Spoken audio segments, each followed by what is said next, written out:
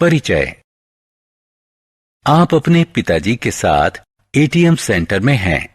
आपने ATM machine की screen पर एक संदेश देखा जिसमें लिखा था कि यह मशीन रुपयों को 1000 के गुणज में निकालती है। आपने अपने पिताजी से पूछा कि इस संदेश का क्या अर्थ है।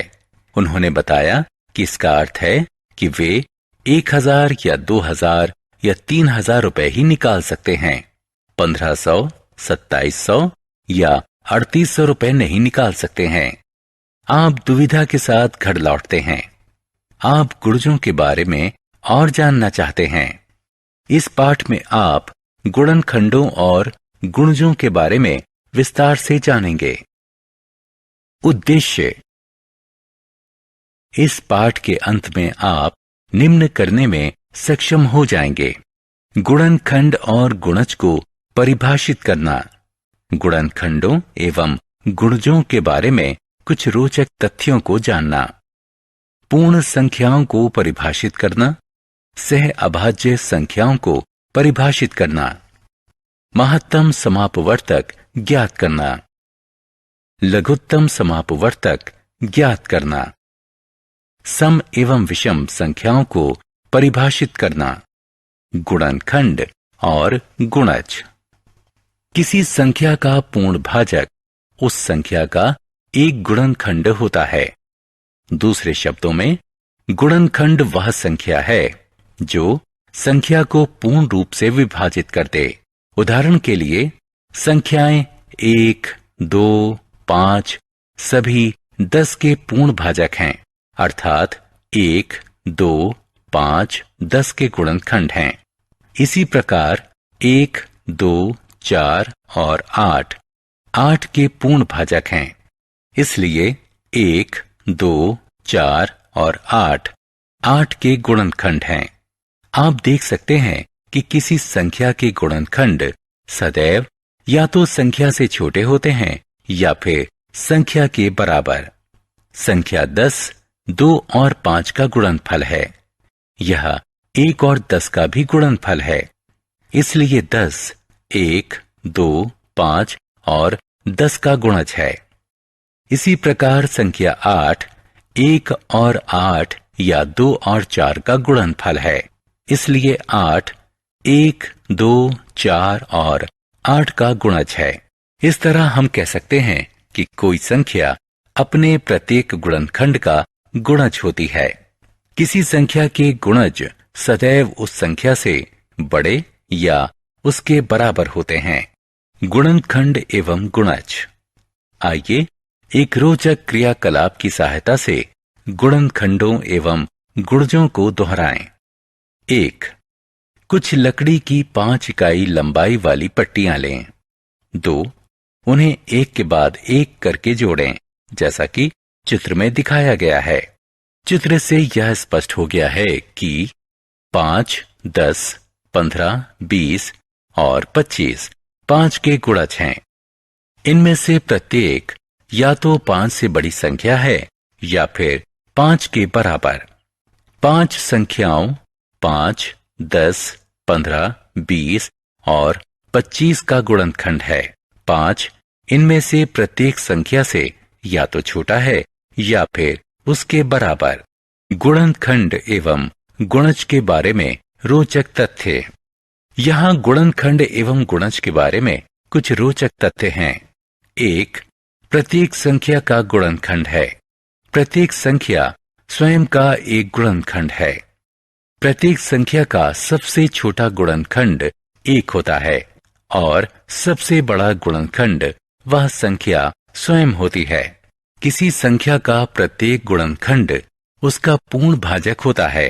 दी गई संख्या का प्रत्येक गुणनखंड या तो संख्या से कम होता है या फिर उस संख्या के बराबर होता है। दी गई किसी संख्या के गुणनखंड परिमित होते हैं। प्रत्येक संख्या स्वयं का गुणज होती है। किसी संख्या का सबसे छोटा गुणज वह संख्या स्वयं होती है। किसी संख्या का प्रत्येक गुणज या तो उस संख्या से बड़ा होता है या फिर उस संख्या के बराबर। किसी दी गई संख्या के अपरिमित यानी अनंत गुणज होते हैं। पूर्ण संख्याएं वह संख्या जिसके गुणनखंडों का योग उस संख्या के 2 गुने के बराबर होता है, तो वह संख्या पूर्ण संख्या होती है। उदाहरण के लिए 1, 2, 3 और 6 के गुणनखंड हैं। 1, 2, 3 और 6 का योग 12 है, जो कि 6 का 2 गुना है, इसलिए 6 एक पूर्ण संख्या है। इसी प्रकार 28 के गुणनखंड 1, 2, 4, 7, 14 और 28 हैं। गुणनखंडों का योग 56 है, जो 28 का 2 गुना है, इसलिए 28 भी एक पूर्ण संख्या है। सार्व गुणनखंड एवं सार्व गुणज।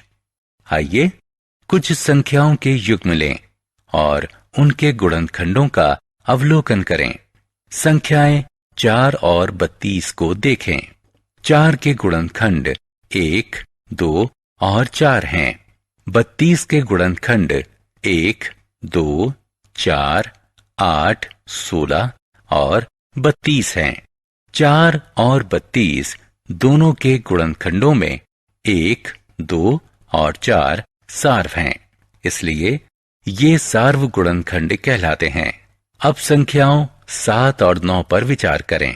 7 के गुणनखंड 1 और 7 हैं। 9 के गुणनखंड 1, 3 और 9 हैं। 7 और 9 के गुणनखंडों में केवल एक सार्व गुणनखंड है, इसलिए 7 और 9 सह अभाज्य संख्याएं हैं। यदि 2 संख्याओं में केवल एक गुणनखंड सार्व है, तो वे संख्याएं सह अभाज्य संख्याएं कहलाती हैं। 9 और 27 के गुणज देखें। 27, 54, 81 इत्यादि 9 और 27 दोनों के गुणज हैं, इसलिए 27, 54, 81 इत्यादि 9 और 27 के सार्व गुणनखंड हैं। महत्तम समापवर्तक। अब जैसा कि आप सार्व गुणनखंडों के बारे में जानते हैं, आइए अब हम 2 संख्याओं का सबसे बड़ा सार्व गुणनखंड ज्ञात करें। मान लिया 2 संख्याएं 28 और 32 हैं। 28 के गुणनखंड 1, 2, 4, 7, 14 और 28 हैं। 32 के गुणनखंड 1, 2, 4, 8, 16 और 32 हैं। दोनों संख्याओं के सार्व गुणनखंड 1, 2 और 4 हैं। स्पष्ट है कि इन दोनों संख्याओं में सबसे बड़ा सार्व गुणनखंड 4 है, इसलिए दी गई 2 या अधिक संख्याओं का महत्तम समापवर्तक उन संख्याओं में सबसे बड़ा सार्व गुणनखंड होता है। इसे महत्तम सार्वभाजक भी कहा जाता है। लघुत्तम समापवर्त्य। 2 संख्याओं के उन सार्वगुणजों के बारे में स्मरण करें जो दोनों संख्याओं के गुणज थे। आइए अब हम उस जानकारी को 2 संख्याओं का लघुत्तम समापवर्त्य ज्ञात करने के लिए इस्तेमाल करें। मान लें 2 संख्याएं 12 और 18 हैं। 12 के गुणज 12, 24 और 36 और इसी तरह अन्य हैं।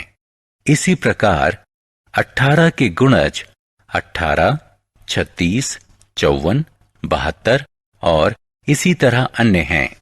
दोनों संख्याओं के सार्वगुणज 36, 72 और इसी तरह अन्य हैं, लेकिन इनमें से 36 सबसे छोटा है, इसलिए 12 और 36 का लघुत्तम समापवर्त्य 36 है। दी गई 2 या अधिक संख्याओं का लघुत्तम समापवर्त्य उन संख्याओं का सबसे छोटा सार्वगुणज होता है। सम एवं विषम संख्याएं। क्या आपने संख्याओं 2, 4, 6, 8, 10, 12 और इसी तरह अन्य में कोई प्रतिरूप देखा? आप पाएंगे कि इनमें से प्रत्येक संख्या 2 का गुणज है।